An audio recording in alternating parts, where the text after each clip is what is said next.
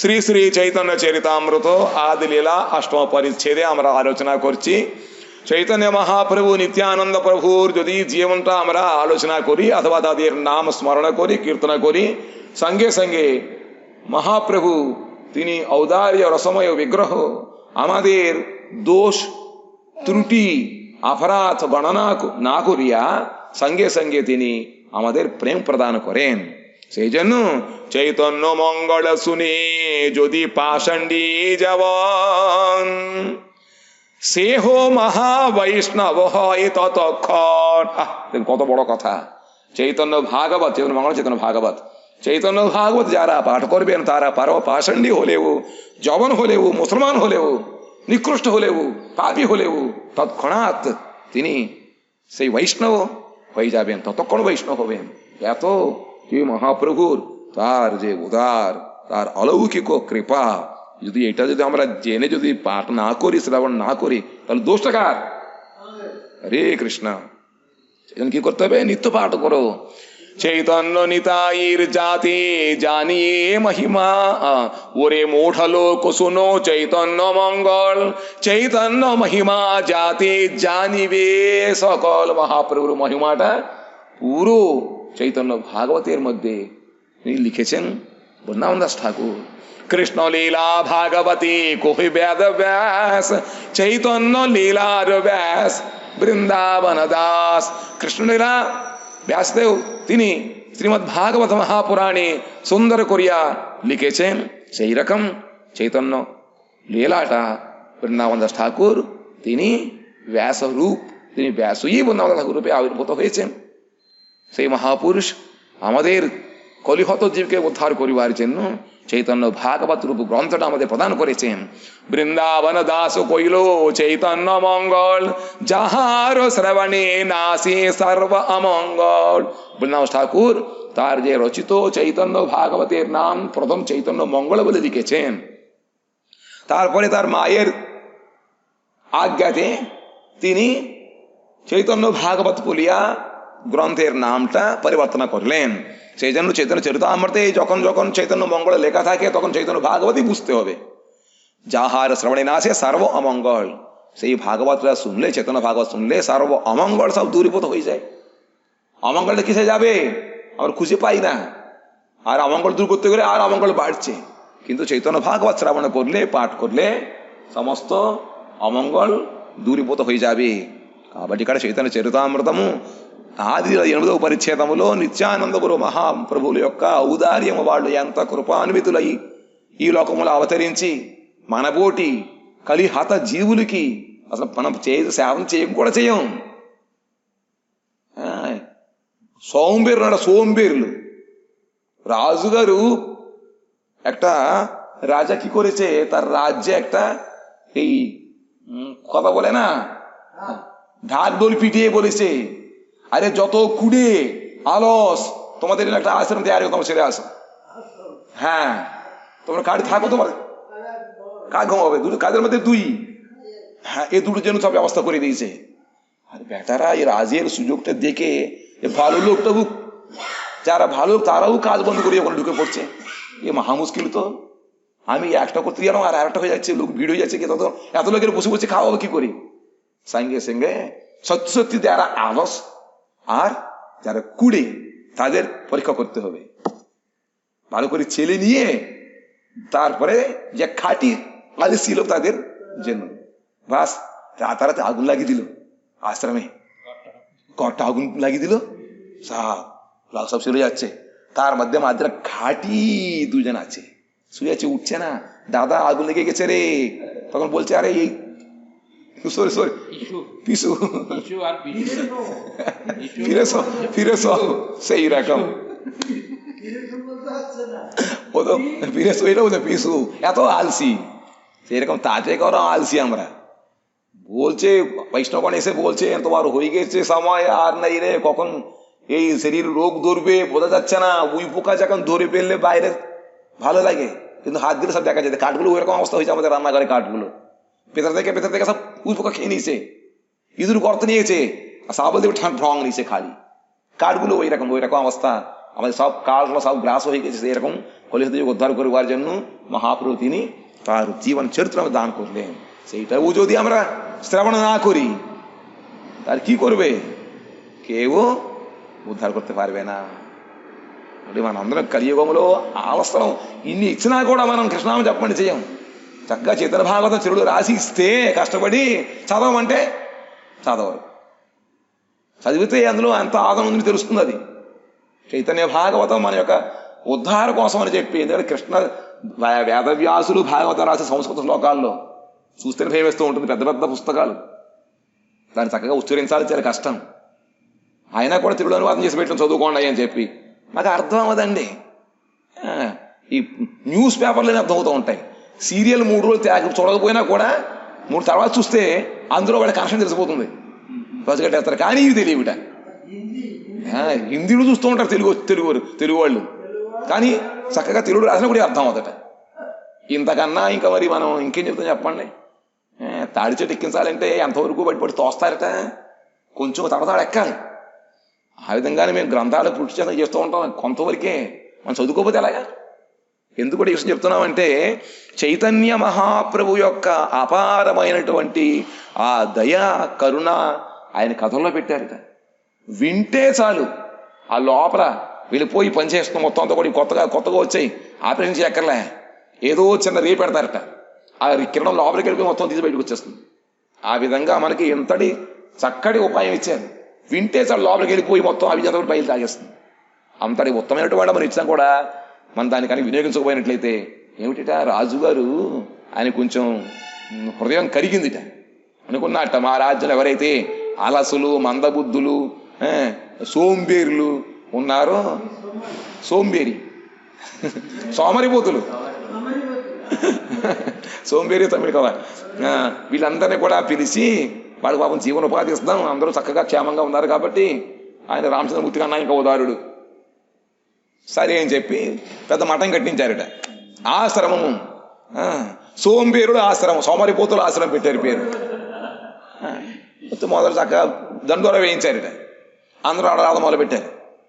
ఈ చక్కగా మంచిగా అన్ని రకాలు పెడుతున్నారు, తినడానికి బాగుంటుంది, పొడవడానికి బాగుంటుంది అని చక్కగా బాగున్నాయని చెప్పి ఎవరైతే చక్కగా పనిచేసుకోగలరో, యోగ్యతలు ఉన్నాయో వాళ్ళు కూడా అడ మొదలెట్టారట. ఎక్కువైపోయి దాంతో నెలకు వచ్చేటువంటి ఖజానా కాడి అయిపోతుంది. ఇంకేం చేస్తారు రాజుగారు, అయ్యో మనం అవసరం మొదలు పెట్టాం, మీరు ఏం చేయాలన్నట్ట. ఓ మంత్రిగా చెప్పారట, రాత్రి మీరు అందుకు కాల్చినట్ట, రాత్రి ఆశ్రమాన్ని నిప్పు ముట్టించేయండి. నిప్పు ముట్టించేశారట. అందరూ పారిపోయారు, ఇద్దరు మిగిలారు, పడుకుని ఉన్నారు. వాడు అంటున్నట్ట, అన్నయ్య కాలిపోతుంది. ఇది అంటున్నట్ట, కాలిపోతున్నట్టు. ఇది అంటున్నట్ట, తిరిగి పొడుకో, తీపో ఉన్నట్ట. తిరిగి పొడుగు అని అది కూడా చాపట్లేదు. వాడు అంత బద్ధకం అనపడేవాడికి. పక్కకి తిరిగి పొడుగు అన్నాడు అన్నమాట. తిరిగి పొడుకో, తీపో అంటున్నాడు. అటువంటి వాడికి అట్లా ఉద్దేశాలు చెప్పండి. అటువంటి మన కోసం భగవంతుడు చైతన్య భాగవతం ఇచ్చాడు.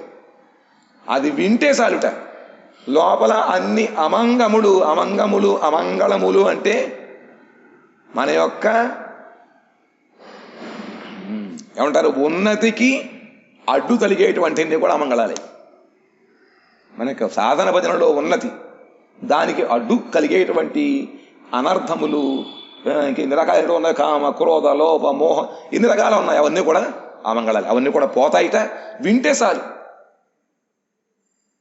అది కూడా చేయకపోతే ఏం చెప్పండి అంటున్నాడు అనమాట. బృందావన్ దాస్ కోయిలో చైతన్య మంగళ జహారో శ్రవణే నాసే సర్వ అమంగళ.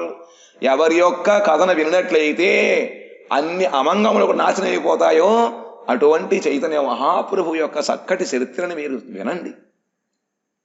బృందావన మామూలు వ్యక్తి కాదు, మన కోసం ఆయన చైతన్య భాగవతం రాశారు చక్కగా. కాబట్టి దాన్ని మనం చదువుకుంటే మంచిది. అంతకాలం ఏం చేస్తాం చెప్పండి. తల్లి చక్కగా అన్నం పిసికి మెత్తగా చేసి నోట్లో పెడుతుంది, లోపల ఎక్కడ ఉన్నటువంటి ఏం చేస్తుంది పాపం, నాలుగు వాయించినప్పుడు తీగు మింగు ఉంటుంది. ఆ విధంగానే మనం కానీ చేసిన భగవంతుడు కర్మఫలితం నువ్వు అనుభవించు అని చెప్పి భగవంతుడు వదిలిపెట్టేస్తారు. కాబట్టి మనం కొంచెమైనా మనం సహాయం మన కోసం మనం చేసుకోవాలి. চৈতন্য নিতায়ের জাতে জানিয়ে মহিমা, যাতে জানে কৃষ্ণ ভক্তি সিদ্ধান্তের সীমা। ভাগবতে যত ভক্তি সিদ্ধান্তের সার, লিখিয়াছেন ইহা জানি করিয়া উদ্ধার। চৈতন্য নিতাইয়ের যে তাদের যে কৃপার মহিমাটা জানা যায় চৈতন্য ভাগবতের দ্বারা, আবার তার মধ্যে কৃষ্ণ ভক্তি সিদ্ধান্তটাও তার মধ্যে রয়েছে। এত অপূর্ব গ্রন্থ ভাগবতে যত ভক্তি সিদ্ধান্তের সার, ভাগবত গ্রন্থে যত ভক্তি సిద్ధాంత আছে, এ সমস্ত কিছু ছোট ছোট కాహినీ రూపే చైతన్య భాగవతే మన సాకులు చక్కగా ఎంత చక్కగా ఉంటాయో బెంగాలీ పదాలు చిన్న చిన్నవి ছোট ছোট ওই 8 অক্ষর না 16 অক্ষরে এরকম ছোট ছোট পায়রা, এর মধ্যে কত অন্তরার্থ নিগুড় থাকে। হ্যাঁ, এত ভাষা কোন জায়গায় থাকে, এরকম সুন্দর ভাষা পৃথিবীতে নেই। মহামহা বুদ্ধণ্ড তারা পণ্ডিত, তারা সমস্ত শাস্ত্র পড়ে ঠাকুর বলুন, কৌশল ঠাকুর বলুন, আর কৃষ্ণলীলা কৃষ্ণ ভক্তি রত্নাকর লিখেছেন। আমাদের নামটা কি? কৃষ্ণ ভক্তি ভক্তি রত্নাকর গ্রন্থটা কে লিখেছেন? আর হরি ঠাকুর। কিরকম অপূর্ব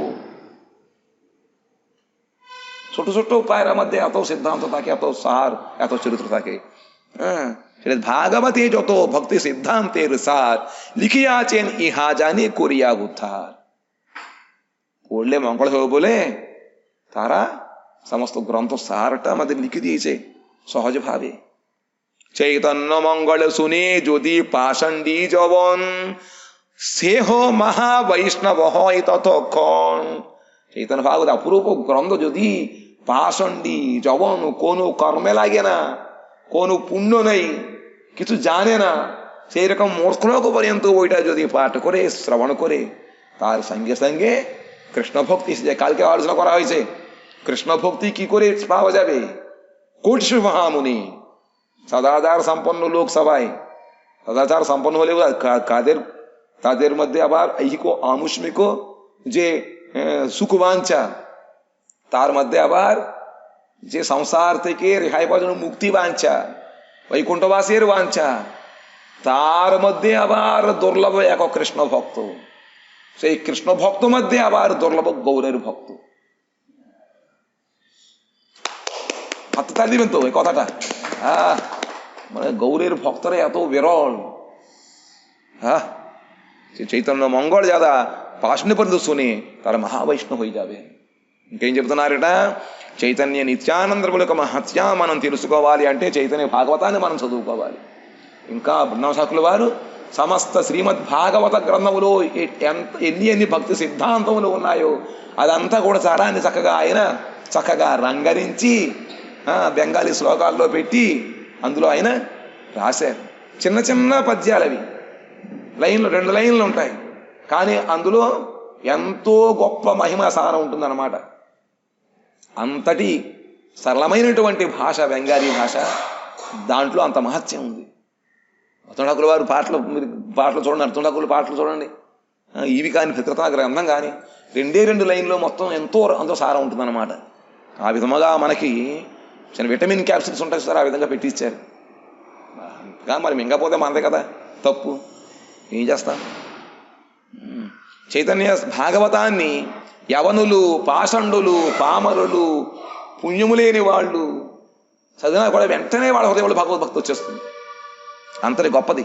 మనుష్యే రచితే నారీ ওইচে গ্রন্থ ধন্য, বৃন্দাবন দাস মুখে বক্তা শ্রী চৈতন্য। কোন মানব মাত্র লিখতে পারে না এরকম গ্রন্থ। হিমালয়ে চলে গিয়ে আচ্ছা করে টেনে অনেক কিছু করে, ওই ভাব আছে অনেক কিছু করে, সিনেমা গানগুলো লিখে না, ওর সময় থাকে লিখে, এইরকম লেখা না, অপূর্ব গ্রন্থ। చైతన్య మహాప్రభువు তার ముఖే లిఖించేన్. పలికడిది భాగవతమట, పలికించడు వాడు రామభద్రుడు. చైతన్య భాగవతం ఇది గ్రంథం మానవాతులు వచ్చిన గ్రంథం కాదు ఇది.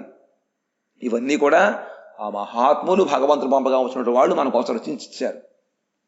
ఏదో ఇది మనసులో ఆలోచించేసి సినిమా కవితలు రాస్తూ ఉంటారు, ఆ విధంగా రకరకాల ద్రవ్యాలని వాళ్ళు సేవిస్తూ రాస్తూ ఉంటారు, ఐడియా రావడం కోసం అని చెప్పి. అటువంటిది కాదు ఇది. సాక్షాత్తుగా బృందావన ఠాకూరు ముఖత చైతన్య మహాప్రభువే ఈ గ్రంథం రచించారు. పోతన ఏ విధంగా భాగవతంలో చెప్పుకోవడం ఆయన చెప్పాడు. ఆయన భాగవతం పడుతూ ఉంటుంది, పలికించేవాడు భగవంతుడు రామచంద్రమూర్తి. ఆ విధంగా మరి చైతన్య భాగవతం కృష్ణుడి మహాప్రభు యొక్క లీల చెబుతోంది. కానీ రాసింది ఎవరు? సాక్షాత్ చైతన్య మహాప్రభు చెప్పి రాయించారు. అంతరుత్తమైన గ్రంథము. నారాయణీ చైతన్యేర్ ఉచ్చిష్ట భాజన్ তার গর্ভে জন্মিলা শ্রীদাস বৃন্দাবন তার কি অদ্ভুত চৈতন্য চরিত বর্ণন যাহার শ্রবণে শুদ্ধ কইল ত্রিভুবন। সেই বৃন্দাবন ঠাকুরের মায়ের নাম নারায়ণী দেবী। তিনি ছোট্ট সময় 4 বছর বয়স যখন বালিকা ছিল তখনই মহাপ্রভু কৃপা পেয়েছে। মহাপ্রভুর এই উচ্ছিষ্টতাকে প্রদান করলেন। এত ভাগ্যবতী। 4 বছর শিশু কি জানে? মানলো না কৃষ্ণ কৃষ্ণ বলে কাঁদো বললো, সঙ্গে সঙ্গে তিনি কৃষ্ণ নাম উচ্চারণ করতে করতে সুন্দর নৃত্য করতে কাঁদতে শুরু করেছে। এইরকম তাকে ভাব প্রদান করলেন মহাপ্রভু। তার গর্ভে অবতীর্ণ বৃন্দাবন ঠাকুর সেই রকম পুরুষ মহাপ্রভুর কৃপাতে আশীর্বাদে অনুগ্রহে তার আবির্ভাব। জন্য তার এত অলৌকিক গ্রন্থটা লিখেছেন। তার কি অদ্ভুত চৈতন্য চরিত বর্ণন যাহার শ্রবণে শুদ্ধ কইল ত্রিভুবন। শ্রবণে ত্রিভুবন পর্যন্ত শুদ্ধ হয়ে যায়। সেই রকম তিনি আজকে দেখুন না কত ভাষায় সেই গ্রন্থটা অনুভূত হয়েছে। ইস্কান করে ইস্কান কিরকম ভাবে প্রচার করছে। হ্যাঁ, পৃথিবীতে আছে যত নগরাদি গ্রাম সর্বত্র ప్రచార হইবে মোর নাম হয়ে যাচ্ছে তার ఇచ్చాయి। కాబట్టి శ్రీ బృందావన ఠాకూర్ వారి యొక్క చరణములకు కోటి నమస్కారములు। ఎందుకుట ఇటువంటి త్రిభువనమును పవిత్రము చేసేటువంటి చక్కటి ఉన్నతమైన గ్రంథాన్ని ఆయన లోకములో అందించారు. అతని తల్లి పేరు నారాయణీదేవి. శ్రీవాస పండితుడి ఇంట్లో ఉండేదన్నమాట. వాడి యొక్క సోదరుడు యొక్క కుమార్తె 4 సంవత్సరముల చిన్న బాలికగా ఉన్నప్పుడు మహాప్రభు ఆజ్ఞాపించారట, అమ్మా నారాయణి ఒకసారి కృష్ణ అని ఏడు అన్నారట. వెంటనే అది కృష్ణ అని చెప్పేసి ఆ భగవద్భక్తిలో మునిగిపోతూ నృత్యం చేస్తూ విలపించింది కృష్ణ కోసం. భగవంతుడి ఆజ్ఞకి అందరూ కూడా ఆజ్ఞావర్తులు చేయాలి కదా. ఆ విధంగా విశేషముగా ఆవిడికి మహాప్రభు ప్రసాదం ఇచ్చారు. మహాప్రభు అనుగ్రహము చేత ఆ చిన్న శిశువు తర్వాత కాలములో చక్కటి ఉత్తముడు పరమ భాగవత ఉత్తముడిని లోకములకు అందించింది. ఆయన బృందావన వారు మానవ మాతృలు ఈ విధంగా గ్రంథం రాయలేరు. సాక్షాత్తుగా మహాప్రభు చెబుతూ ఉంటే ఆయన రచించారన్నమాట. ఆ విధముగా చైతన్య భాగవతాన్ని ఆయన లోకములో ప్రసాదించి ముల్లోకమును తరింపచేశారు. త్రిభువనే కొయిలో তিনি উদ্ধার।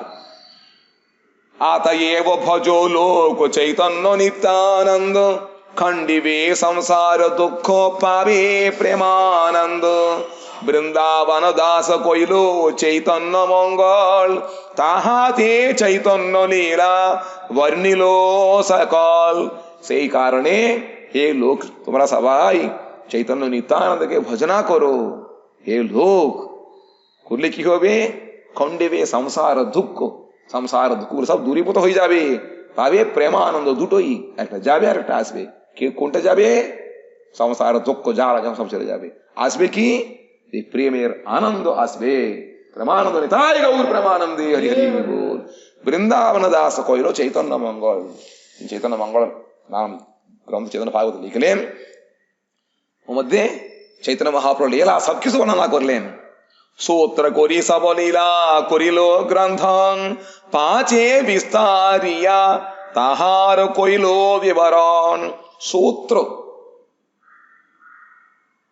হাইলাইটস, সারাংশ আমার এভাবে প্রথম তিনি সবকিছু সূত্র লিখেছেন, তারপরে বিবরণ করলেন।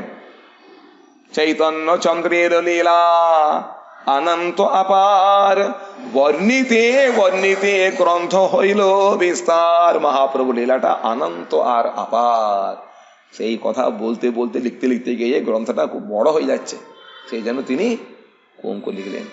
বিস্তার দেখিয়া কিছু সংকোচ হইল মন সূত্র দ্রুত কোন লীলা না কইল বর্ণন।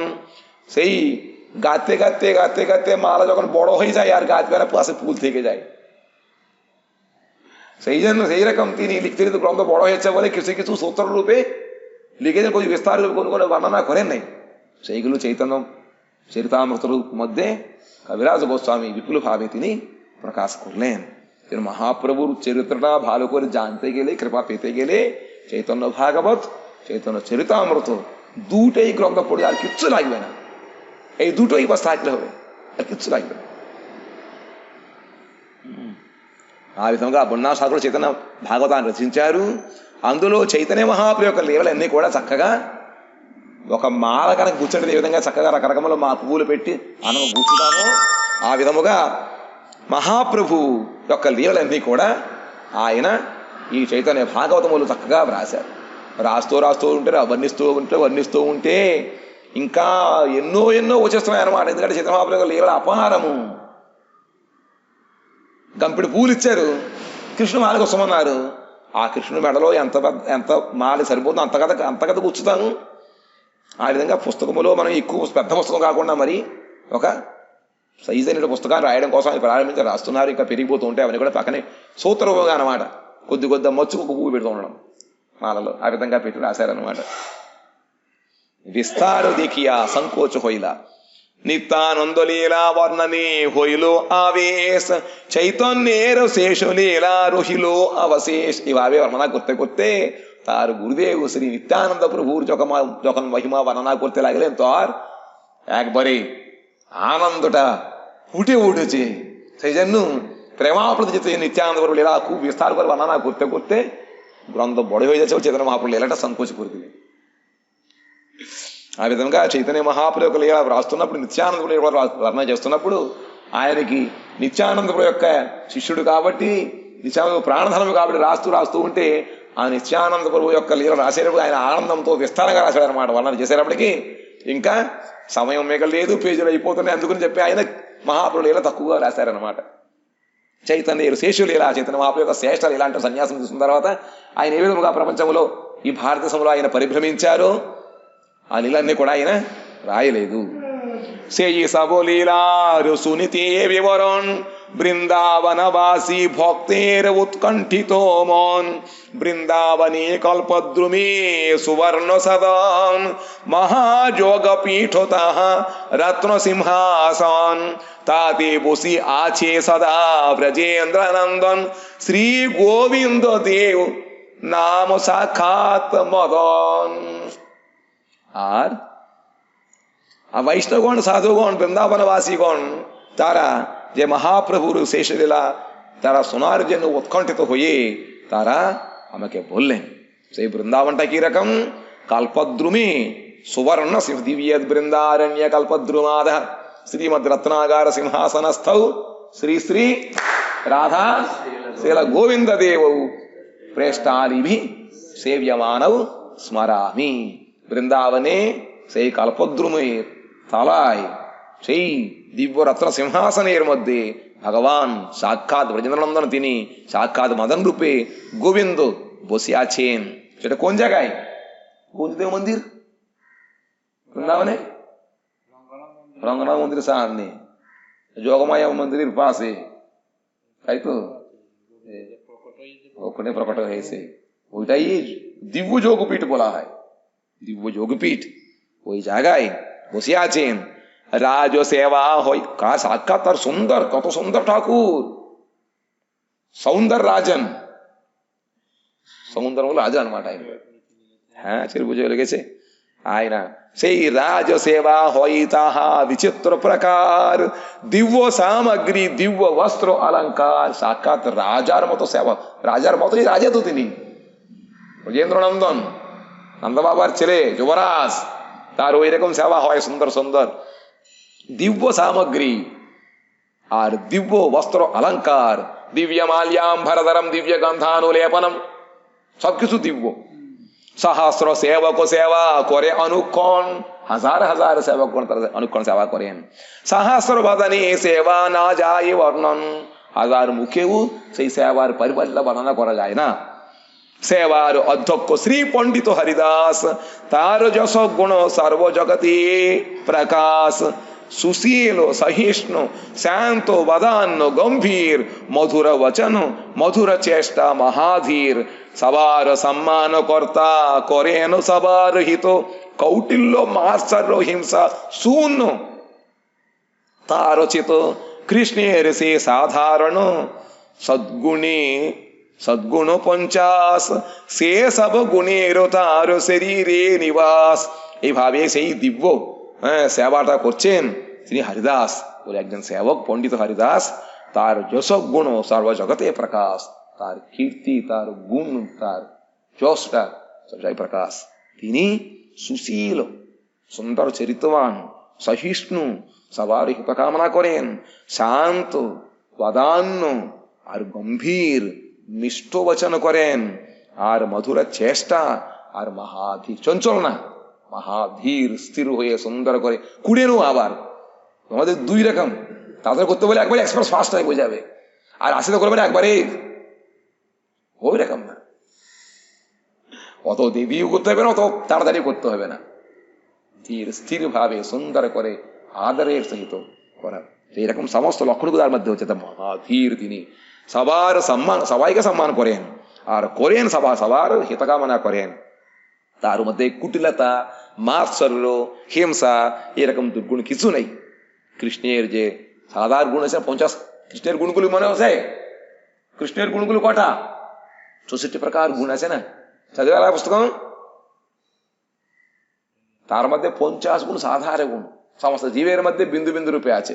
সেই সমস্ত গুণগুলি তার মধ্যে ভালোভাবে রয়েছে। কার মধ্যে? হরিদাস পণ্ডিত মহাবৈষ্ণব। সে সব গুণের তার শরীর নিবাস। এই সমস্ত গুণগুলি তার শরীর নিবাস করছে। কি জন্য? কৃষ্ণের শরণতা আগে থাকতে হবে। ভগবানকে নিষ্কপট চিত্তে আরাধনা করলে তার মধ্যে সমস্ত গুণগুলি এসে আশ্রয় নিবে। গরু মধ্যে যেমন সমস্ত দেবতারা আশ্রয় করে আছে গাভীর মধ্যে, সেই రకం వైష్ణవేর మధ్య సమస్త సద్గుణుగులి ఆశ్రయ కొలియా থাকে।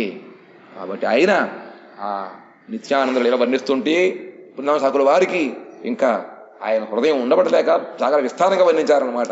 దాంతో చైతన్య మహాప్రభు యొక్క చివరి లీలలు, సన్యాసం తీసుకున్న మహాప్రభు ఏ లీలలు చేశారో అది ఎవరు వర్ణించలేకపోయారు.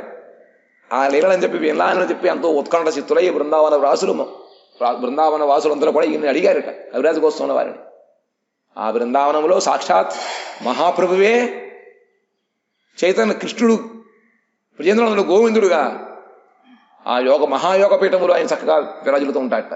మహాయోగ పీఠము, దివ్య సింహాసనము, చక్కటి కల్పద్రము కింద రత్న సింహాసనములో చక్కగా ఆయన ఎంతో అందముగా కూర్చుని ఉంటాడట.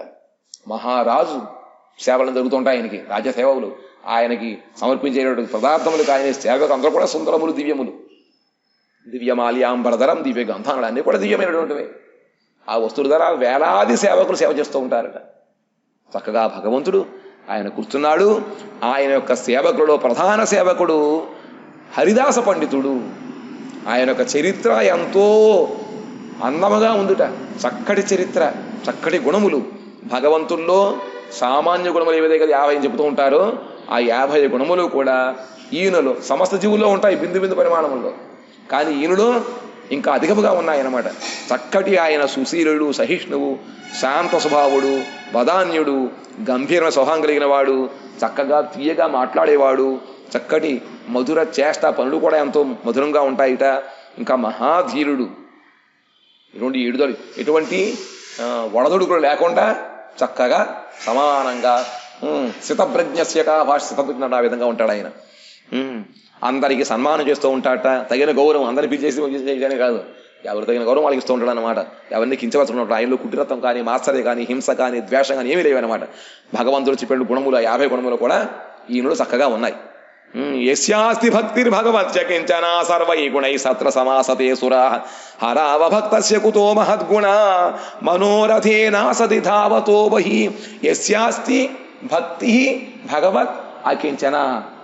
ఎవరి శరీరములో అయితే భగవంతుడి యందు అకించన భక్తి ఉంటుందో వాళ్ళ శరీరములో సమస్త సద్గుణులు వచ్చి చేరతాయి అన్నమాట.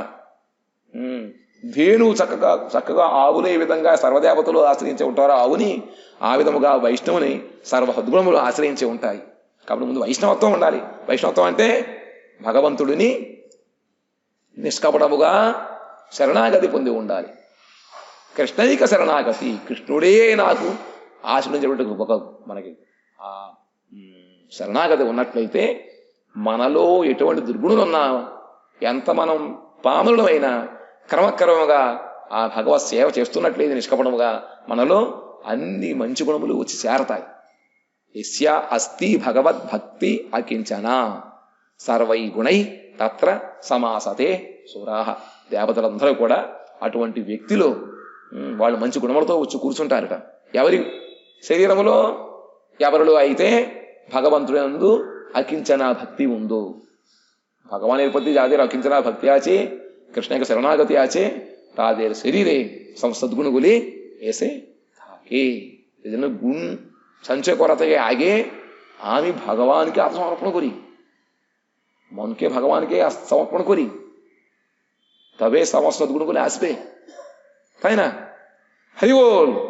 वाञ्छा कल्पतरुभ्यश्च कृपा सिन्धुभ्य एव च पतितानां पावनेभ्यो वैष्णवेभ्यो नमो नमः।